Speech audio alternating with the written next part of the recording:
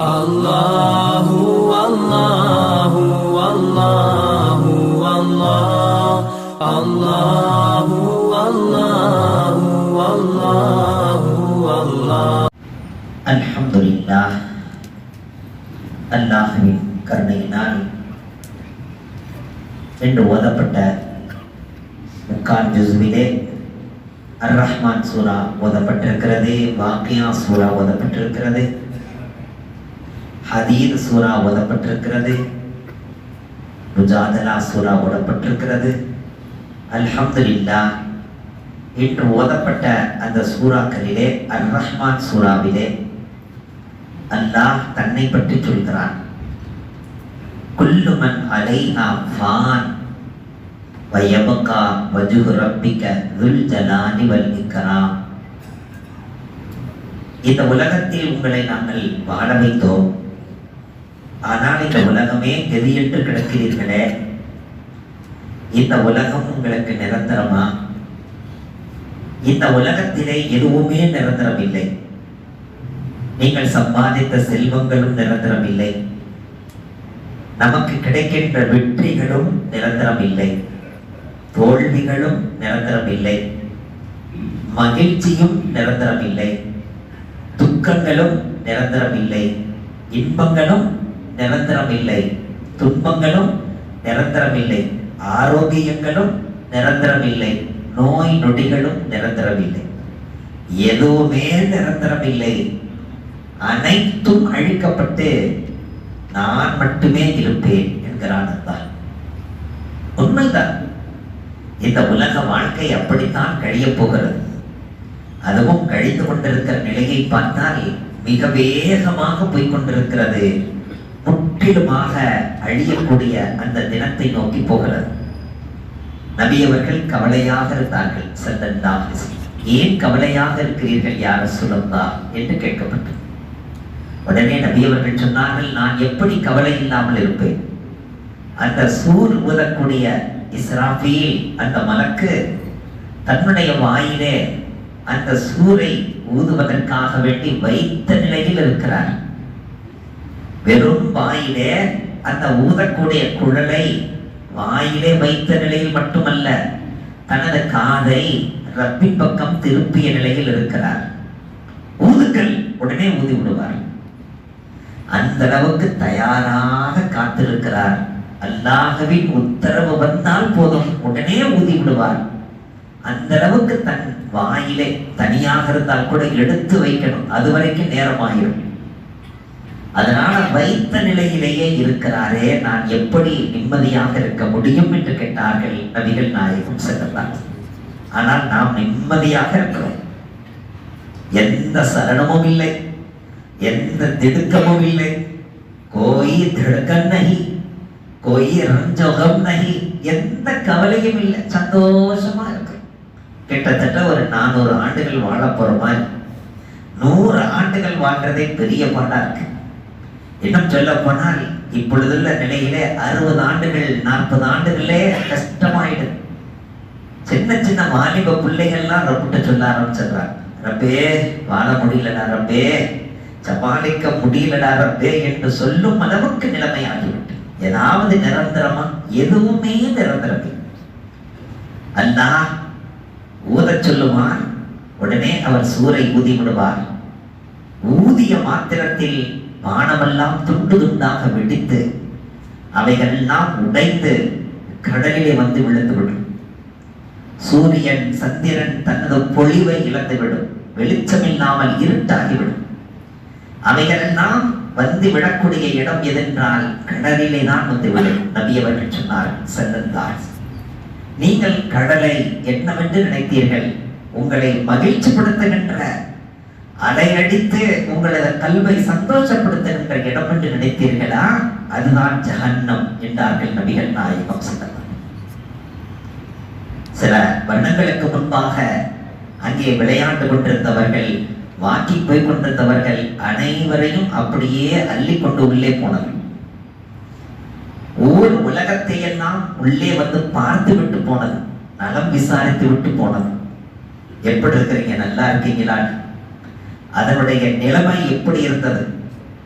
அங்கே வைத்திருந்த படகு 8வது மாடியிலே இருந்தது. எப்படி அந்த படகு மேலே போனது? கிரேன்ல தூக்கி வச்சா கூட வைக்க முடியாது. ஆனால் ரப்பு ஒரு அடி அடித்தான், அந்த படகு 8வது மாடியிலே, மொட்டை மாடியிலே உட்கார்ந்து இருக்கு. ரப்புடைய அந்த குதிரத்தை விளங்குவதற்காக சொல்கிறேன். அந்த சூர் ஊதிய மாத்திரத்தில் அந்த வானத்தில் இருக்கக்கூடிய நட்சத்திரங்கள் அனைத்தும் கடலிலே விழுந்துவிடும். அப்படி கடலிலே விழுந்து விட்டால் மலைகள் எல்லாம் பஞ்சாக பறக்கும். மலைகள், கல், மரம், செடி, கொடி அனைத்தும் பறக்கும், காற்றிலே பறக்கும். வன விலங்குகள் நம்மை விட்டும் ஓரமாக ஒதுக்கி இங்கே வராமல் இருந்த காரணத்தால் நாம் நிம்மதியாக இருக்கிறோம். ஆனால் வன விலங்குகள் எல்லாம் ஊருக்குள்ளே வந்துவிடும். சிங்கம், புலி, கரடி, நாய், நரி என்று எல்லாம் வந்துவிடும். மக்களோடு மக்களாக கலந்துவிடும். மக்கள் தங்கக்கூடிய இடத்திலெல்லாம் விஷஜந்துகளாக இருக்கும். மனிதனால் நிம்மதியாக வாழவே முடியாது. அந்த நேரத்தில் மகரிபிலிருந்து மேற்கு திசையிலிருந்து ஒரு காற்றை அல்லாஹ் அனுப்புவான். அந்த காற்று கடலுக்கு மேலே அடிக்கும் போது அப்படியே கொழுந்து விட்டு எரிந்து அது நரகமாக மாறும். நபிகள் நாயகம் ஸல்லல்லாஹு அலைஹி வஸல்லம், எனவே நீங்கள் கடலுக்கு செல்வதாக இருந்தால் மிக தேவை இருந்தால் செல்லுங்கள். அது பொழுது கழிக்கும் இடமல்ல, உங்களுக்கு ஜாலி டூருக்கான இடமல்ல. ஒரு ஹாஜி செல்லலாம், உம்ரா செய்யக்கூடியவர் செல்லலாம், அல்லது இந்த மார்க்கத்தை பாதுகாப்பதற்காக வேண்டி போர் புரியக்கூடியவர் செல்லலாம். மற்றவர்கள் செல்ல வேண்டாம். வீஹி ஜஹன்னம், அதற்குள்ளே நரகம் இருக்கிறது என்றார்கள் நபிகள் நாயகம். நினைத்து பார்க்கிறோம். அந்த சூர் ஊதப்பட்டு விட்டால் அனைத்தும் அழிந்துவிடும். உடனே அல்லாஹ் ஜல்ல ஷானுஹு வ தஆலா இந்த பூமியையும் வானத்தையும் சுருட்டிக் கொள்வான். துண்டு துண்டாக விழுந்த பிறகு அனைத்தையும் சுருட்டி தன் கையிலே வைத்துக் கொண்டு சொல்வான், அனல் மலிக், நான் தான் அரசன். தன்னை அரசன் அரசன் என்று சொல்லிக் கொண்டார்களே அந்த அரசர்கள் எல்லாம் எங்கே போனார்கள்? ஐனல் முலூக் என்று கேட்பார். அனல் மலிக், நான் தான் அரசன், நான் தான் அரசன். தன்னை அரசன் அரசன் என்று சொல்லிக் கொண்ட அந்த அரசர்கள் எல்லாம் எங்கே போனார்கள் என்று திரும்ப திரும்ப சொல்லுவான். அதே நிலையிலேயே 40 ஆண்டுகள் கழியும். இந்த பூமியை அல்லாஹ் தனது 2 கரத்தால் தட்டுவான், ரொட்டியை தட்டுவதை போல. நபி அவர்கள் செய்து காட்டுகிறார். ரொட்டியை தட்டுவது போல தட்டி புதிய பூமியாக அல்லாஹ் ஆக்கிவிடுவான். அந்த பூமியிலே எந்த கரையும் எந்த தவறும் நிகழாத பூமியாக மாற்றிவிடுவான்.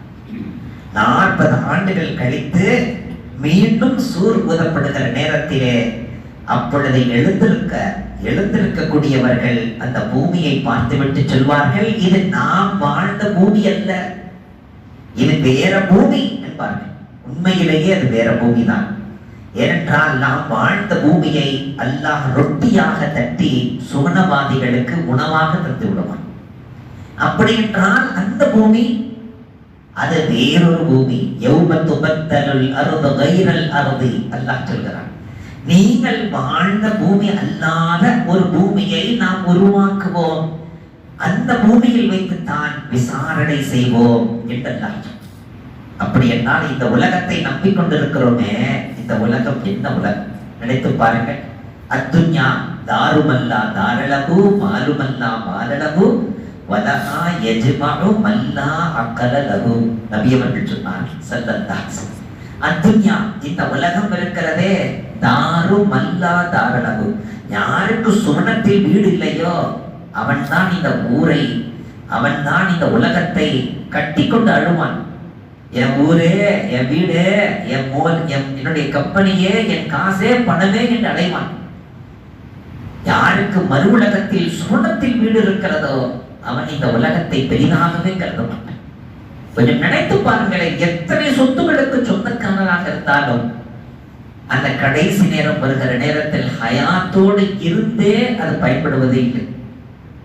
ஹயாத்தோடு இருக்காத, கட்டுக்கட்டாக பணம் இருக்கிறது, ஒன்னுக்கும் உதவ மாட்டேது, மருத்துவத்துக்கு பயன்பட மாட்டேது, சாப்பாட்டுக்கு பயன்பட மாட்டேது, விட்டுட்டு தான் போறார்.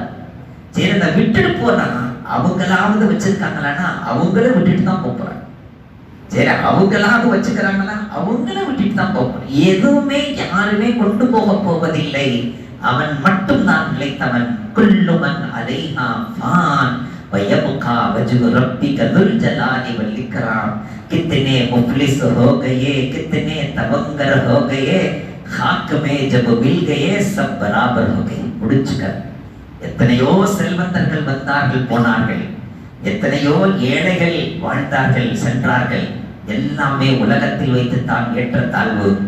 அவர்கள் கபருக்குள்ளே போய்விட்டால் எல்லாமே கபராளிகளாகி விடுகிறார்கள் என்று அழகாக படித்தார். உண்மையதுதான். தாயின் கருவறையிலே கொஞ்ச காலம் இருக்கிறோம், அதுவும் ஒரு கபரு போன்றுதான்.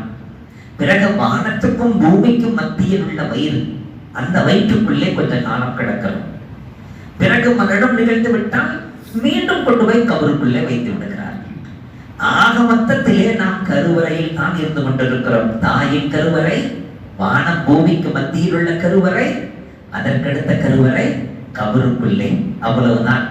அந்த கபரிலிருந்து அல்லாஹ் அடுத்த சூரை ஊதும்போது எழுந்து மேலே வந்தால் நபிகள் நாயகம் ஸல்லல்லாஹு அலைஹி வஸல்லம் சொன்னார்கள், அன்று பிறந்த ஒரு பையன், அன்று பிறந்த ஒரு குழந்தை எப்படி இருக்குமோ அப்படித்தான் அல்லாஹ் எழுப்புவான். கத்னா செய்யப்படாத நிலையிலே 60 முழமாக எழுந்திருக்கும் போதே அவன் 60 முழமாகத்தான் எழுந்திருப்பான். ஹஜ்ரத் ஆதம் அலைஹிஸ்ஸலாத்து வஸ்ஸலாம் அவர்களின் அசல் அந்த உயரம், அந்த அமைப்பு, அதில் தான் அவன் எழுப்பப்படுவான். அப்படி அவன் எழுந்து வருகிற நேரத்தில் நிர்வாணமாகத்தான் இருப்பான். அந்த நிர்வாணமாக இருக்கிற நேரத்திலே எனக்கு அர்ஷினுடைய வலது பாகத்திலிருந்து அல்லாஹ் எனக்கு 2 ஆடைகளை கொடுத்து உடுத்த சொல்லி என்னை அழகு பார்ப்பான். நபி இப்ராஹிம் அலைஹிஸ்ஸலாத்து வஸ்ஸலாம் அவர்கள் ஒட்டுமொத்த மக்களிலே முதலாக ஆடை அணிவிக்கப்படுவார்கள்.